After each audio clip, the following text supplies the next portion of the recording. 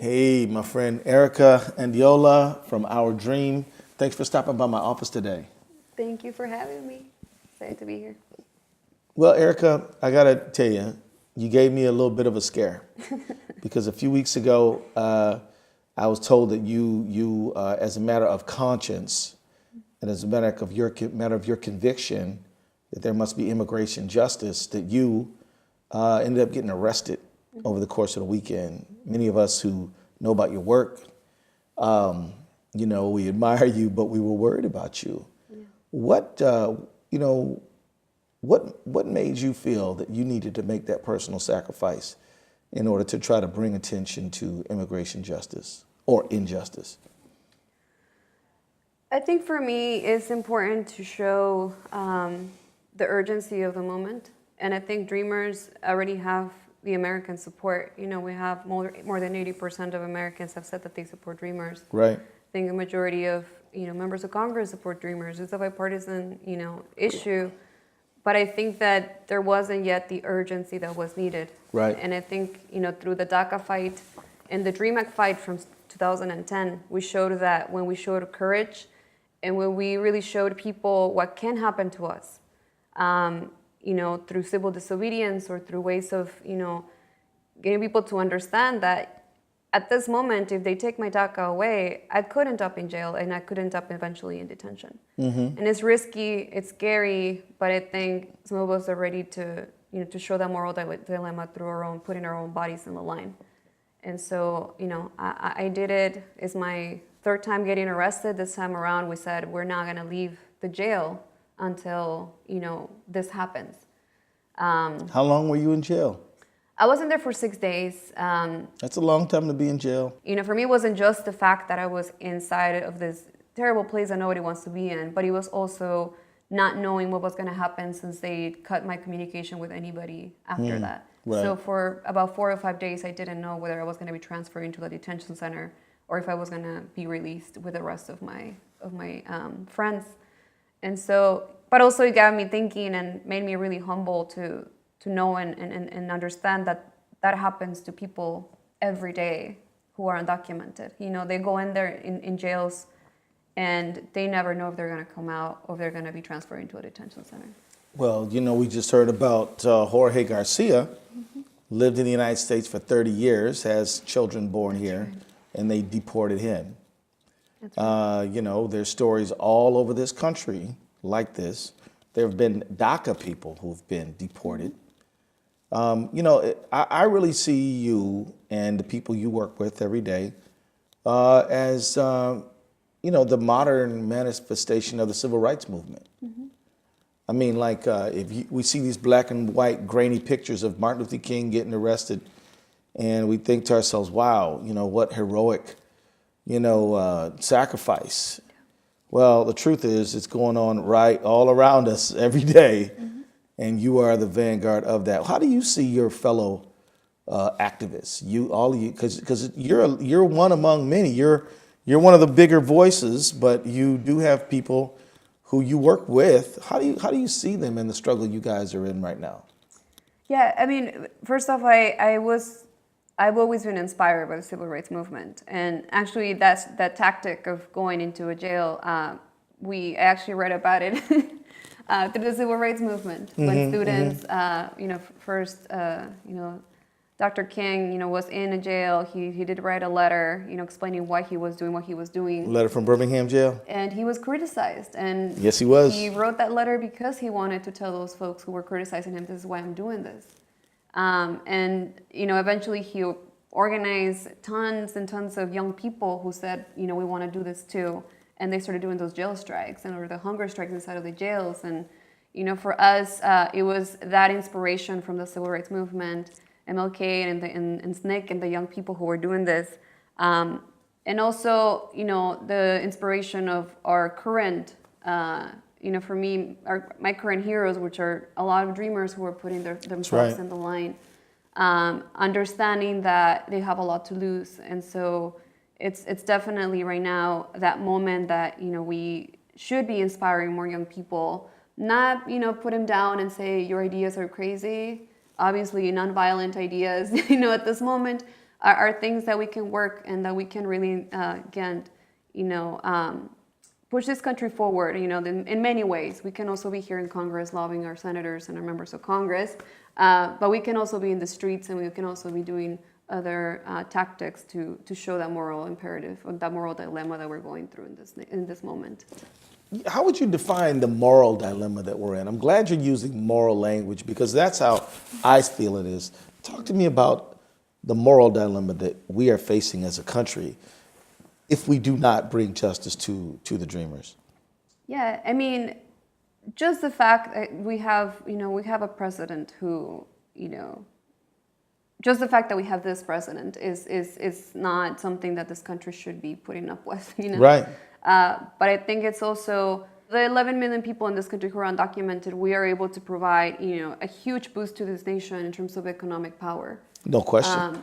The dreamers, we're a smaller population, and perhaps we don't provide as much economic power to this nation, but we do have the ability to tell our stories, and we have been telling our stories since we came out of the shadows. And so I think for us, it was, not just saying we are here to, provide more economic power to this nation, but we're also human beings, and we're afraid of being deported, but I'm going to tell you my story. True.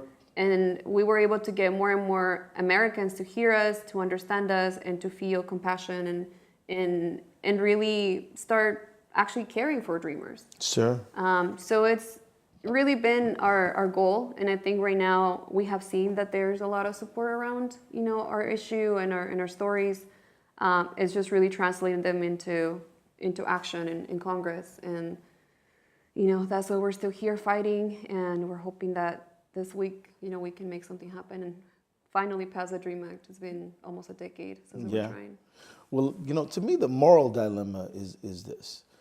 It is morally just and morally right to treat every individual with dignity and with legitimacy, that there's no such thing as an illegal person, and that to declare such a person illegal because of documentation is to violate that person's core dignity as a person. All the books that we go by, whether we're Muslim, Christian, Jew, Hindu, but we say, welcome the stranger, because once you were the stranger. That's in the Bible. And so to say now we reject the stranger is to violate the moral code we say we swear by. In that it was the Christmas holiday passed a few weeks back. And they say, well, Jesus didn't have any room in the inn. There was no room in the inn, so he had to sleep in a manger, in a barn, with the barn animals. Are we now saying that this child, who represents the whole faith of people, literally billions of people, who didn't have a place, we're going to now say that other children don't have a place? There are moral problems with using the police, the jail, all these things to chase people around because they don't have a paper, and then to deprive them of their family's attention and deprive them of their liberty, and to throw them into a country, many of whom haven't been to in decades. And then why are we doing this? To protect the border? First of all, under the North American Free Trade Agreement, companies go back and forth all they want to if they want to do commerce. That's right. Companies are allowed to go south of the border. They don't need a passport, and go make money there. And yet, so companies can go to the lowest cost labor they can find in the trade zone, but workers can't go to the highest wage place they can find in the trade zone. That is an injustice. So these are the moral failures of our immigration policy. That's why I think it's the closest thing to the American civil rights movement going on now. No, I agree. And I think, for us, that was exactly the reason why we needed to tell our stories, because our stories were being told by the media. Our stories were being told, by people who don't want us in this country. To me, it's been really powerful to see when I meet somebody who has this perception of undocumented people as someone who comes to take their jobs, as someone who comes to, to do harm. And then I did identify myself as an undocumented person.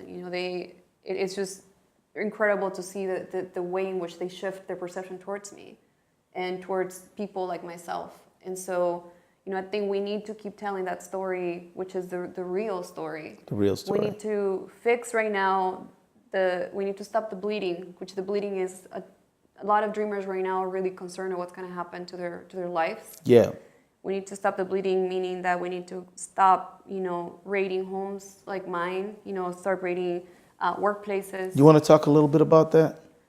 Yeah, I mean, for me, I've been fighting for Dream because obviously it affects me, but I've also been fighting for families who are, being raided by immigration, who are being targeted because my own, home was raided, because my mom was taken, because I got to see, my own mother in handcuffs, like my 55-year-old mother in handcuffs. After working so hard, after, bringing me here with the hope that I was going to be able to have a different future than I did in Mexico. And what she got was a punishment for that. Mm-hmm. And so, for me, it's important that we're focusing on this fight right now because it's what's right in front of us. And it's, if we lose by March, we don't have a solution on this. If we don't have a solution right now, we have dreamers getting deported. And we have dreamers right now losing jobs, losing their DACA and their work permit. But also, I think we're not going to stop the fight because we have people like my mother who are still in deportation proceedings. We have 11 million people around the country who are still hurting and who right now all they hear from from the president and from people who don't know the reality of why undocumented people are even here. All they hear is that, they could potentially be sent back and separated from their families. And so this is a huge fight. But like I said, we need to stop the bleeding right now and then look forward to what we can do to make sure that this country, it's not treating other nations the way in which we've been treating them. That's the reason I came to this country. Now, when you say stop the bleeding, are you referring to the fact that since President Trump and Attorney General Sessions rescinded the DACA program, Deferred Action for Childhood Arrivals program, that there have been people losing status every day? Is that what you mean by the stop the bleeding? That's right. We have hundreds of people who are already losing their DACA status. And what happens to a person once that happens? When that happens, one, you lose your ability to work. So if you were working at a car wash, you're going to lose your income for your family. Or if you were working in Microsoft in a company, or if you're working as a doctor or a nurse, it doesn't matter where you were working, you're going to lose your status. You're out.